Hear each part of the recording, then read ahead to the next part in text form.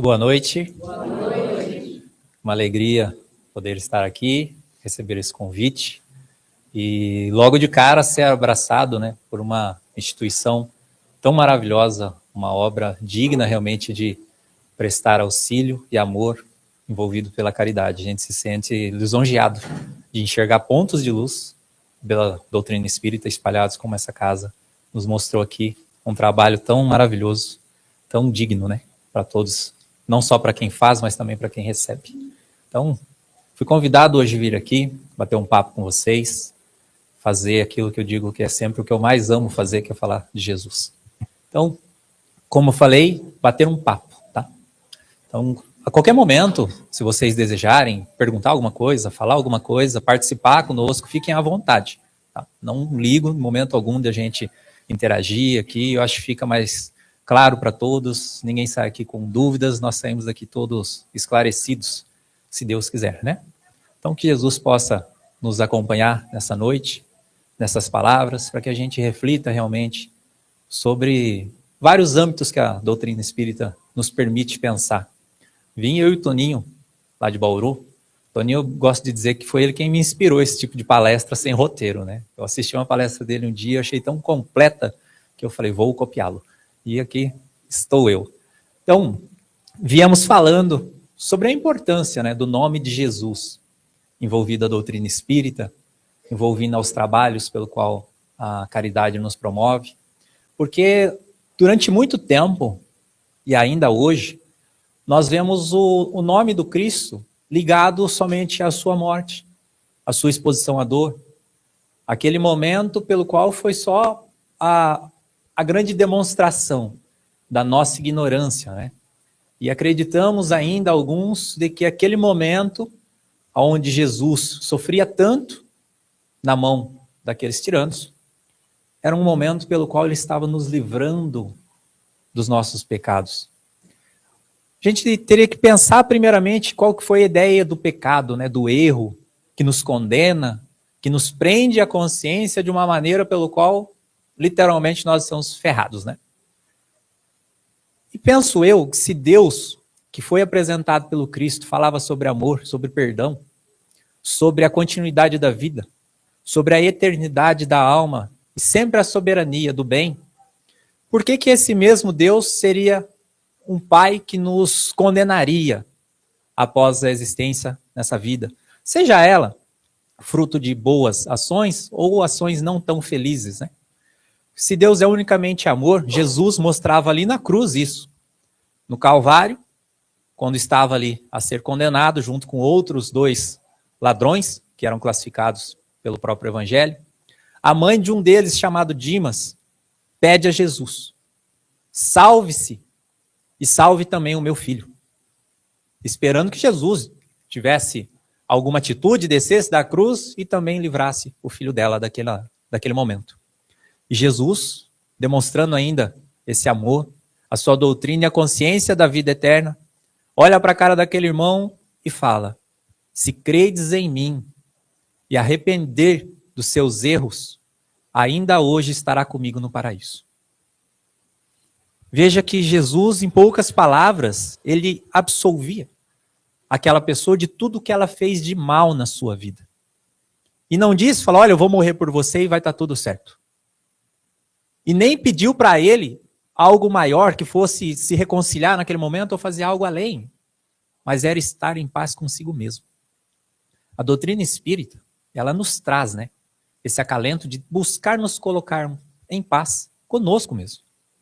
Porque quando nós paramos para analisar as nossas vidas, nós vamos nos deparar com mais atitudes boas e dignas ou com mais atitudes não tão felizes. A minha, particularmente, não são das melhores.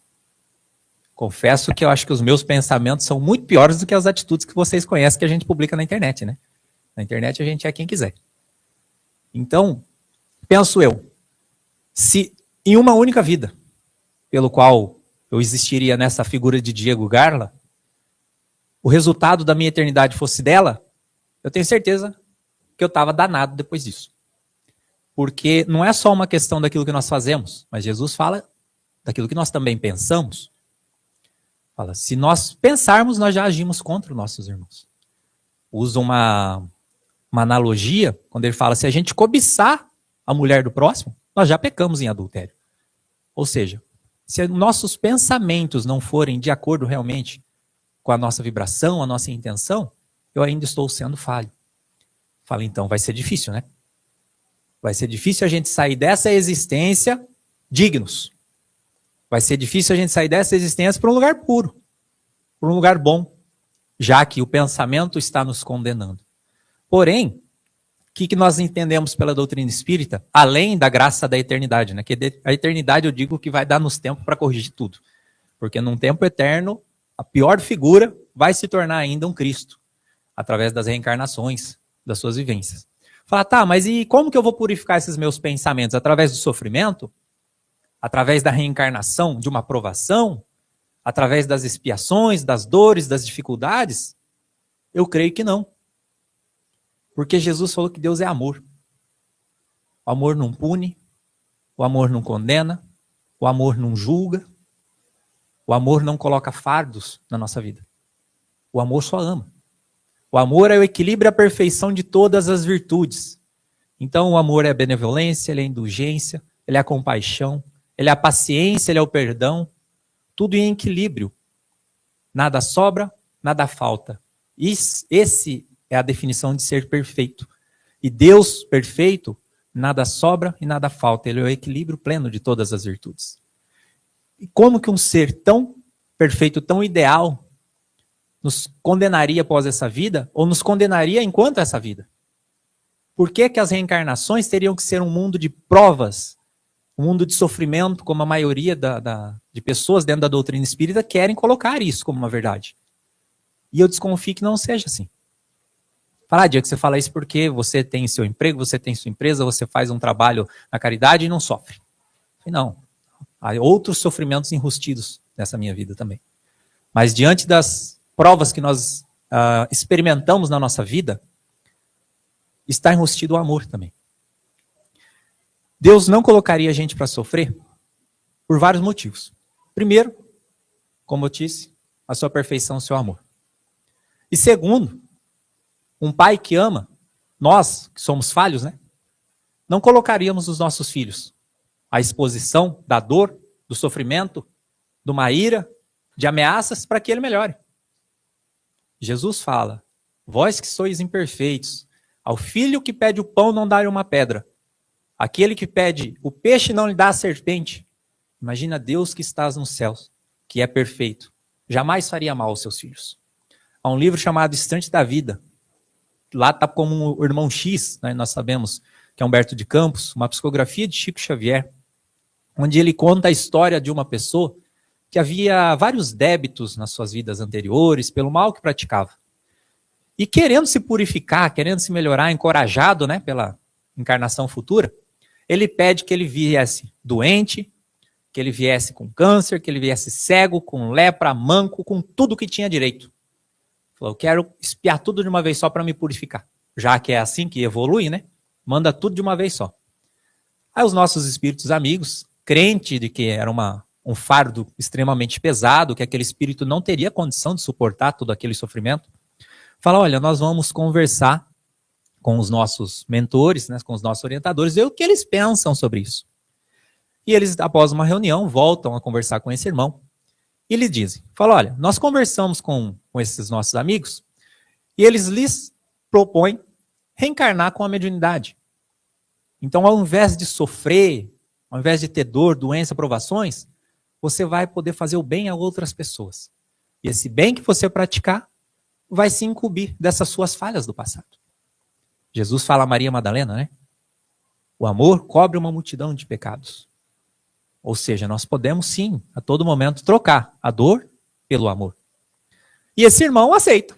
Ele vem e reencarna com a mediunidade, começa a trabalhar durante um tempo lá. E a história decorre que uma senhora com a sua filha doente vai em busca desse irmão na sua casa espírita.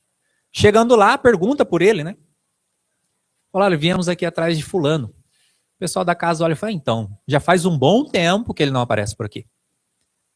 Aí ele falou, mas nós precisávamos encontrar, porque foi recomendado que fosse atrás dele. e elas pegam e descobrem onde é a casa dele. Vão até a casa dele, chega lá, tem um senhor deitado numa rede com um jornal. Fala, olha, estamos aqui atrás de fulano. Ele fala, sou eu. Ah, porque minha filha está muito doente, eu precisava de ajuda, foi recomendado. Falei, né? Já parei com esse negócio de mediunidade. Dediquei 2 incansáveis anos ao trabalho da mediunidade, inclusive comecei a perder a minha saúde. Hoje já não faço mais isso, a minha parte está cumprida. Então vamos lembrar, né? Uma pessoa que pediu câncer, lepra, manco, cego, todas as dores possíveis, não aguentou 2 anos fazendo bem. E reclamou de quê? Que estava perdendo a sua saúde. Então Deus fornece a nós oportunidades o tempo todo de evoluir pelo amor.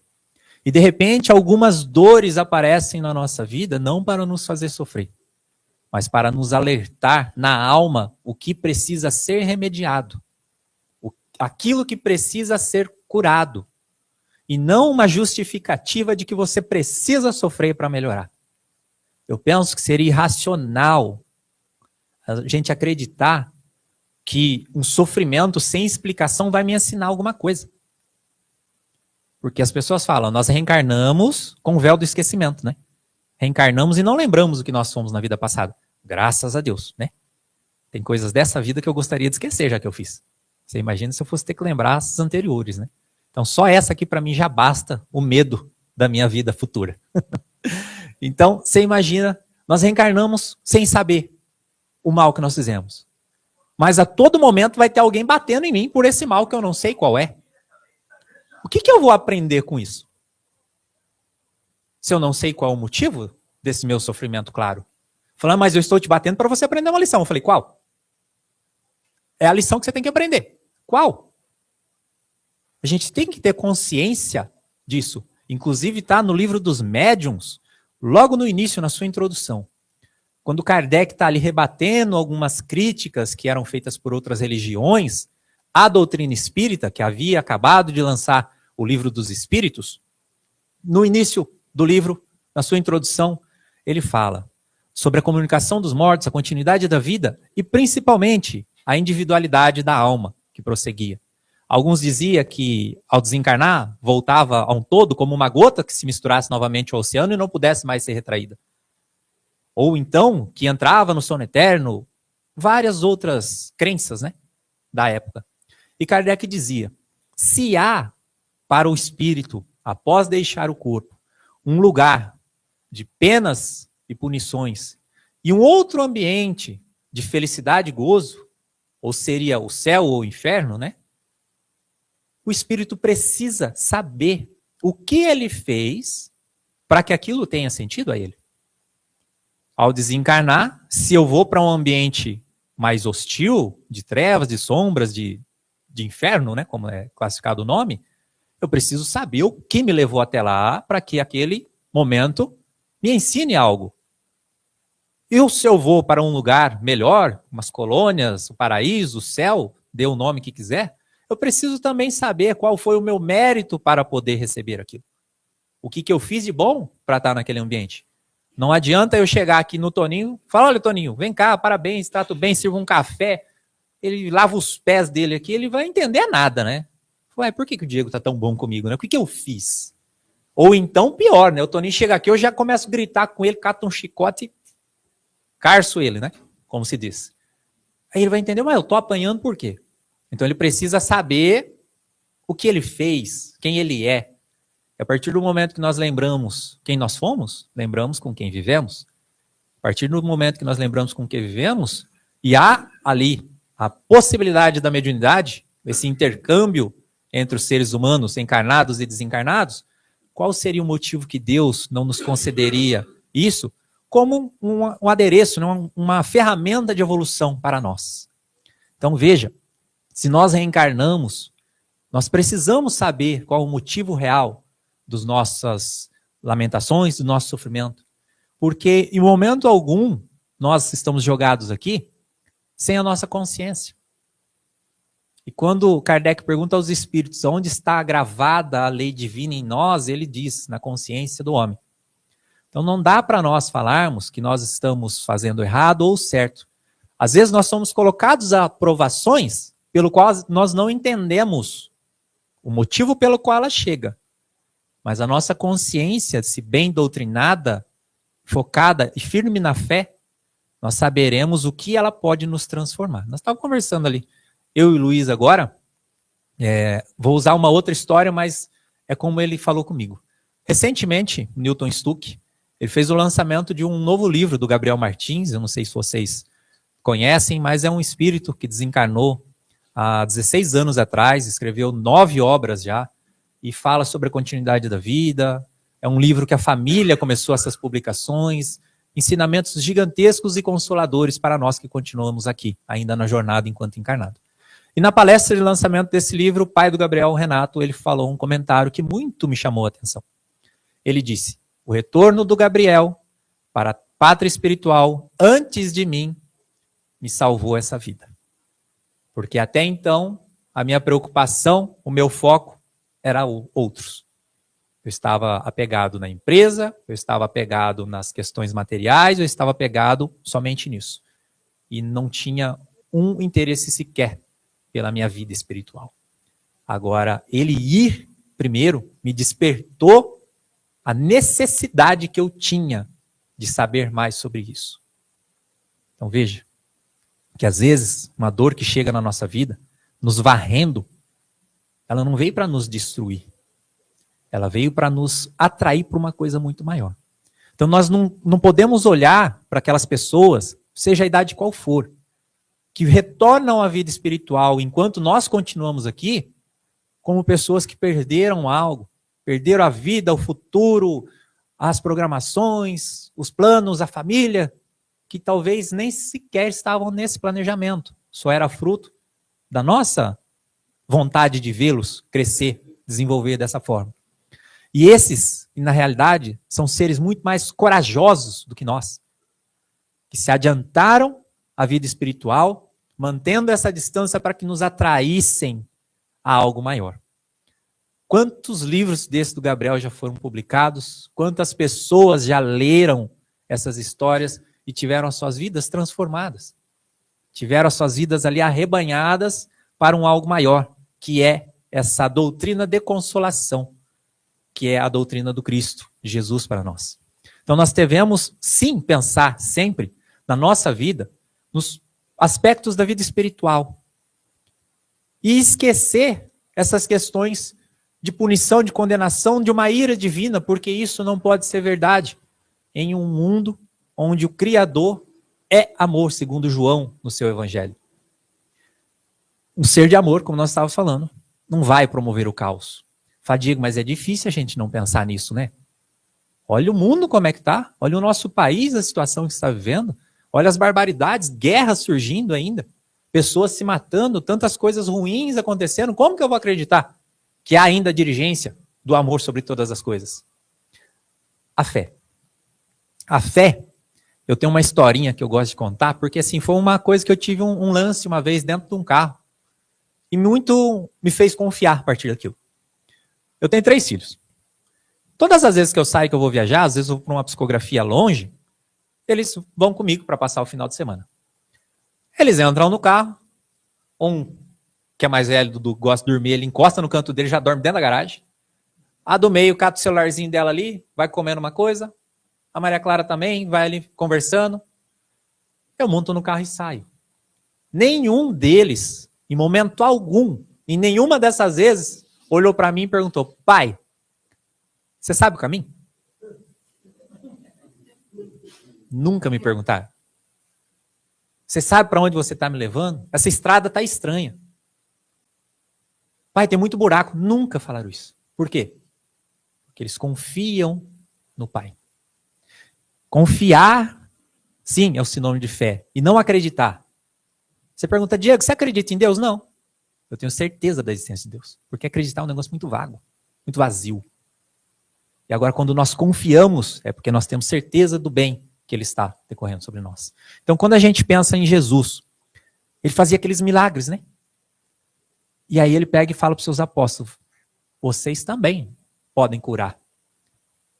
Pedro olha e falou: tá louco, né? Isso daí é só você quem faz. Como que eu vou curar? Aí fala, mestre, como que você faz essas coisas, esses milagres? E Jesus fala para ele, eu faço o que eu faço porque eu conheço o Pai. Eu conheço o Pai porque eu tenho fé. É justamente isso, conhecer a Deus e ter fé. Conhecer a Deus é saber que Ele é o que é por natureza. E é o bem o tempo todo. E um ser que é o bem o tempo todo vai cuidar de nós, sempre nos promovendo bem. Mesmo que a estrada pareça esburacada, o caminho pareça feio. Mas Ele está dirigindo a nossa vida sempre. Fala até daqueles que estão forçando sair do caminho. Sim. Quanto mais uma pessoa tenta desviar do caminho, da direção da paz e do amor, mais essa pessoa se expõe ao sofrimento. Quanto mais ela sofre, mais ela vai enxergar a necessidade que tem de Deus na vida dela. Emmanuel, através de Chico Xavier, tem um trecho de um livro que ele fala: a dor, ela é como secas em nosso caminho. Elas nos impedem que a gente erre. Elas fazem com que a gente erre menos. Então são limites. Porque a nossa vida, o livre-arbítrio, não dá a liberdade de fazer o que quiser, né? E eu falo, se uma coisa que Deus poderia fazer por mim era arrancar meu livre-arbítrio, porque eu não sei usar. Só faço cagado com ele. Então seria bom não ter. Então, se a gente... É verdade. Seria bom não ter. Então, agora, se a gente tem essa liberdade, a dor são essas cercas. São limites para que a gente continue num trilho. Quando a gente pega lá, vamos generalizar, né? Aqueles confinamentos de gado. Tem um corredor que tem uma cerca de cada lado. Às vezes com choque. Às vezes com arame farpado. Para quê? Para que o animal entenda que ele tem que ir reto. Certo que ele vai para morrer, né? Mas vamos generalizar. Mas pense que Deus não está nos levando à morte. Está nos levando a um caminho da eternidade. Está levando cada vez mais próximo dele. Então, quanto mais a gente tenta sair desse caminho e dar de frente nessas cercas e retorna, mais ele está tentando nos guiar. E quanto mais a gente forçar a sair desse trilho, mais dor nós iremos nos causar. Fala, nossa, Diego, que difícil, né? Tá. Questão 909 do Livro dos Espíritos. Kardec pergunta: há possibilidade de nós, enquanto encarnados, atingirmos esse estado de felicidade, de perfeição, de moralidade, pelo qual nos é dirigido pelas leis do Cristo, em uma única vida? Qual que é a resposta? Sim. E pasmem, né? Com muito pouco esforço. Falo, Jesus amado. Aonde que há pouco esforço nisso? Aí vem um entendimento que aí foi meu. Fala, só siga o Evangelho. O Evangelho está lá. Faz o bem, não faz o mal. Só que a gente é louco de vontade de fazer o mal. E o mal não é somente praticar o mal, violência e outras coisas. O mal é aquilo que nos tira dessa direção do bem. É o que nos causa peso na consciência. É o que nos faz ir dormir de noite com a pulga atrás da orelha. Pensando, será que alguém viu? Será que alguém ficou sabendo? Não é? Porque enquanto a gente consegue esconder isso, a nossa consciência está tranquila. Agora viu me lascou, né? Então essa é a nossa direção, de tentar fazer o bem o tempo todo, né? Porque quando a gente faz um Pai Nosso, por exemplo, fala que a gente ama errar, né? A gente faz um acordo com Deus. A gente faz um tratado com Deus. A gente não está rezando para ele nos purificar, não. Tipo, ó Deus, estou jogando na tua mão, resolve aí. Não. Nós estamos assumindo a nossa responsabilidade em cada trechinho, em cada frase ali. Nós evocamos a Deus, dizemos, Pai Nosso que estás no céu. Santificado seja o vosso nome. Pronto. Já colocamos ele lá em cima com arrasando toda a lei. Daqui para baixo, tudo que eu pensar que é certo já não vale mais. Certo? É a vossa lei. E por aí vai. E lá no finalzinho, a gente fala para ele, não nos deixeis cair em tentações. Perceberam? Detalhe da frase. Por que não nos deixeis cair em tentações? Porque a gente quer cair. Entendeu? Não é não me envie tentações. Não é não coloque tentações no meu caminho, né? Não nos deixeis cair. Por quê? Porque eu estou louco de vontade de ir. Chico Xavier, ele tem uma frase que eu acho fantástica. Ele fala que tentação é nós corrermos de um cachorro muito grande com a vontade louca dele nos alcançar. E é justamente isso. Então, muitas coisas da nossa vida são nos colocadas em meio do caminho que querem nos desviar. E a nossa consciência sabe se isso é bom ou não. A nossa consciência sabe. Então, a gente não adianta alegar ignorância sobre isso. Agora, se por algum momento nós não tivermos a certeza clara disso, tem um outro trecho do Evangelho que nos garante esse pensamento. Onde perguntaram a Jesus, né? Como que a gente faz para cumprir essa lei? Ele falou, meça com o pensamento de que não faça ao próximo aquilo que não gostasse que fosse feito a você. E faça aos outros aquilo que gostasse que fosse lhe feito. Então é só a gente colocar nós ali como pivô, do lado oposto. Falou, o que eu fiz na minha vida que possa interferir na vida de alguém, gostaria que fosse ao contrário? Não, então não podemos fazer. Agora, o que eu fiz ou deixei de fazer, melhor ainda, né? Eu gostaria que fosse feito a mim? Sim. Então eu deveria ter feito. E no Livro dos Espíritos, na parte 3 do livro, tem um trecho lá que eu acho fantástico, né? Que aquele ali acaba de pôr a tampa no caixão de nós, né? Kardec vai falando sobre a questão de fazer o bem, praticar o bem. E os Espíritos respondem, não basta só não fazer o mal, é preciso fazer o bem. Certo, básico. Aí piora, porque ele fala, porque o bem que deixarmos de fazer, nós também somos responsáveis por ele. Ferrou, né? Porque se a gente tem a oportunidade de fazer o bem e não fazemos, a sequência disso é nossa responsabilidade. Vamos generalizar um exemplo para que fique claro. Estou eu atravessando a rua ali, na calçada. De repente eu vejo uma pessoa embriagada, ou uma pessoa individual, qualquer coisa que seja, vai atravessar a rua. E de repente eu vejo que está vindo um carro, uma moto, uma bicicleta, que seja, que vai causar ali um acidente. Eu estou olhando. E aí vamos piorar, né? Aquela pessoa que está atravessando a rua é alguém que eu não gosto. Alguém que está... Aquela indiferença, né, guardada no coração. Aí de repente fala, nossa, eu acho que vai bater. E pum, bate. A culpa é de quem atropelou? Ou do bem que nós deixamos de fazer? Entenderam a gravidade do negócio? Então vejam que não é Deus que vai nos colocando saias justas. As nossas escolhas vão nos levando a essas situações. E de repente, se a gente não age, vê aquela situação e sente um remorso, um arrependimento, nós já começamos esse processo de um sofrimento. Agora, se a gente olha e sente orgulho, ampliando esse sofrimento para o futuro. Então, cabe a nós termos essa consciência, né? Fala, tá, mas e como que faz para descobrir? Como que eu faço para usar isso, para pensar nisso, né? Questão 919, 10 depois daquela. Kardec pergunta aos espíritos, fala, como que nós fazemos para melhorar, então, né? Qual é o exercício? O que eu preciso fazer para me transformar? E aí vem a resposta de Santo Agostinho, conhece a ti mesmo, já dizia um sábio da antiguidade. Conhecer a nós mesmos é justamente fazer uma reflexão que ele fala, né? Ele fala, todos os dias, ao dormir, no final do meu dia, eu faço uma ponderação de tudo que aconteceu no meu dia. Das coisas boas que eu fiz, das coisas boas que eu deixei de fazer e das coisas ruins que eu também fiz. Eu vejo, olha, isso aqui foi legal, isso aqui não foi. No dia seguinte eu vou tentar repetir as coisas boas. E vou tentar evitar de fazer as coisas que foram ruins. E eu falo sempre isso aqui, tentar evitar. Porque quando a gente coloca na nossa cabeça, fala, nunca mais vou errar. Não vai chegar na esquina, nós vamos errar. Por quê? Porque nós somos o tempo todo influenciados por espíritos, sem perceber. E quando nós nos colocamos nessa condição de seres puros, né? Não, agora eu não erro mais, sou infalível.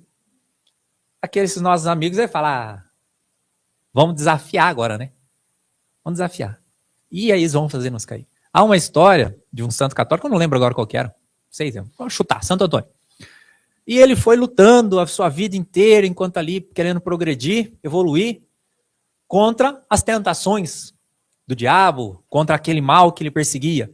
E ele enxergava aquela luta ferrenha, o diabo tentava, ele vencia. se controlava, se mantinha ali em vigia dos seus pensamentos, lutando contra todas as suas más tendências, né?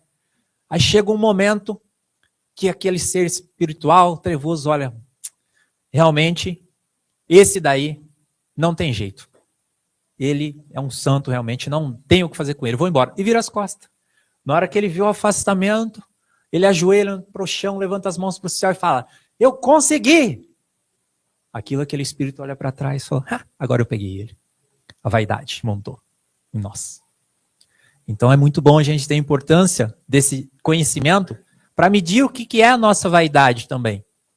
Porque quando no Evangelho segundo o Espiritismo, no capítulo Sedes Perfeitos, Kardec está ali trazendo um conhecimento para nós do que seria ser o bom espírita, o homem de bem. Ele fala, o bom espírita não é aquele que é perfeito, não é aquele que vem aqui, igual eu, cara de pau, falar um monte de coisa para vocês, não é um que decora um texto e vem aqui recitá-lo, não é aquelas pessoas que falam bonito. Não, o homem de bem é aquele que luta o tempo todo para vencer as suas más inclinações. Ou seja, não é a pessoa que erra, que não erra, na verdade, mas aquele que se esforça para não errar. Então nós, enquanto nós estivermos aqui querendo sermos melhor, nós precisamos buscar exatamente isso. Saber qual que é o meu problema, o meu vício, a minha dificuldade e lutar contra ela. Então o problema não está em errar, mas sim marcar a hora para errar. Nós precisamos ter essa consciência para que aí, quando a dor nos alcançar, ela não nos traga uma culpa, não nos traga uma condenação, não nos traga para aqueles gratilhos, não tem que ser assim, vamos aceitar. Não. Precisamos refletir sobre ela, para saber o que ela trouxe como lição. E através desses ensinamentos que vêm, camuflados da dor, a nossa fé, nosso bom ânimo, ressurja nos nossos corações, para que a gente consiga, sim, vivenciar uma doutrina espírita como ela é, um consolador prometido.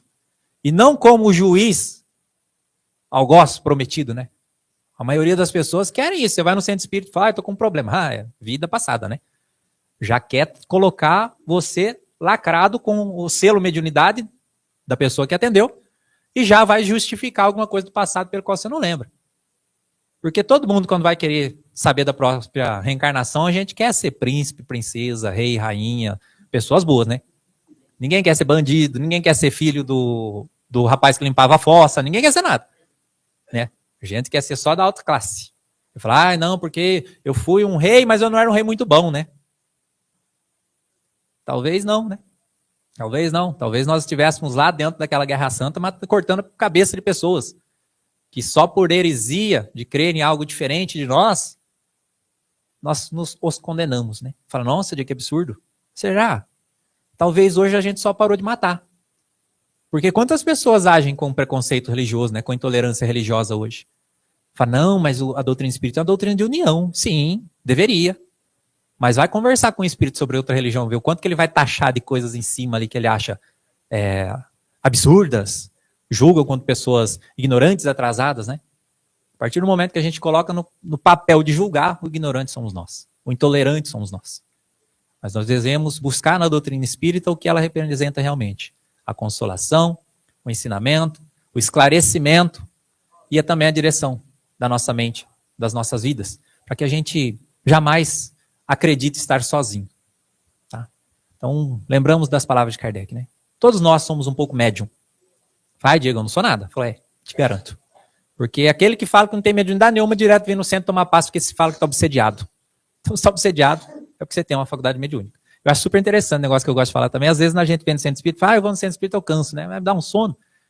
Aí fala, tá, legal. Mas eu acho que é um espírito que envolveu, né? No pensamento ali, eu desdobrei e fui trabalhar no plano espiritual. Não, vou te contar uma historinha. André Luiz fala que quando nós estamos muito próximos de obsessores, ao qual eles querem nos dopar a mente para que a gente não aprenda algo que possa nos frutificar, algo melhor, no momento onde a gente se dispõe a esse ensinamento, a ligação espiritual, energética dele conosco é tão grande que ele nos induz ao sono. Aí a gente apaga e não escuta nada. E vamos embora da mesma forma que nós chegamos aqui. Então, antes de vir para cá, toma um Red Bull, um cafezinho, para ficar belezinha. Ou então falar, não suporto palestra. Vai lá na cozinha lá trabalhar, que eu duvido alguém dormir na beira do fogão. Tá? Caridade é isso, gente. É se colocar o tempo inteiro na benfeitoria de alguém, encontrando propósito para a própria vida. Quando nós podemos despertar o sorriso e a esperança em alguém, nós estamos fazendo o maior bem que nós podemos fazer ao próximo. Porque Emmanuel, através de Chico Xavier, disse que o maior mal que pode fazer alguém é tirar a esperança dessa pessoa. Então quer dizer que o maior bem que nós podemos fazer é devolver a esperança a essas pessoas. E a esperança se perde às vezes por muitos motivos, né? E eu vejo nessa casa, pelo trabalho, pelo amor que aqui, acolhimento que faz, que aqui é uma casa que devolve a esperança diariamente às pessoas que estão carentes de alguma coisa. Então esse é o propósito realmente da doutrina. Acolher, sem julgar, sem olhar, entender o motivo da própria dor, ter fé, ter resiliência para continuar, benevolência, indulgência e caridade. Esses são os pilares que nós devemos seguir, não para se tornar um bom religioso, mas para se tornar um ser melhor, que é a nossa função. Viemos aqui para viver. Então a vida é para ser vivida. E através desses entendimentos, o nosso bem, o nosso coração, entra em paz com o nosso presente. Entende o passado como um grande ensinamento e o futuro como a realidade daquilo que nós estamos fazendo hoje. Que a gente fala, eu vou trabalhar para a felicidade futura. Não, eu quero ser feliz hoje. Quero ser feliz agora. A felicidade de amanhã, para mim, não interessa. Porque o amanhã pode ser depois de amanhã e depois de amanhã eu não vou ser feliz nunca. Nós podemos ser felizes o máximo que nós nos esforçarmos. Também está no nosso livro dos Espíritos. Então, hoje, diante da nossa realidade, mesmo com dificuldades, com dores, com problemas, com um monte de perturbações, com a consciência daquilo que nós realmente somos, seres eternos, imortais e ligados afetivamente entre todos. Não é só com aqueles que estão à nossa volta, mas entre todos. Nós podemos, sim, descobrir a felicidade que há em nós. E a felicidade que o Cristo nos deixou, através dos seus ensinamentos, que podem ser praticados através da caridade. Nosso tempo chegou ao fim. Eu agradeço da atenção de vocês. Caso alguém queira falar alguma coisa, criticar, xingar, fica à vontade também, tirar dúvidas, nós estamos aqui. Tá? Mas eu agradeço da oportunidade, convite do Fernando, pessoal, ali, do Luiz, todos os amigos que já cruzamos o caminho algumas vezes. É uma alegria poder passar essa noite aqui, esses minutos com vocês. Jesus abençoe a todos.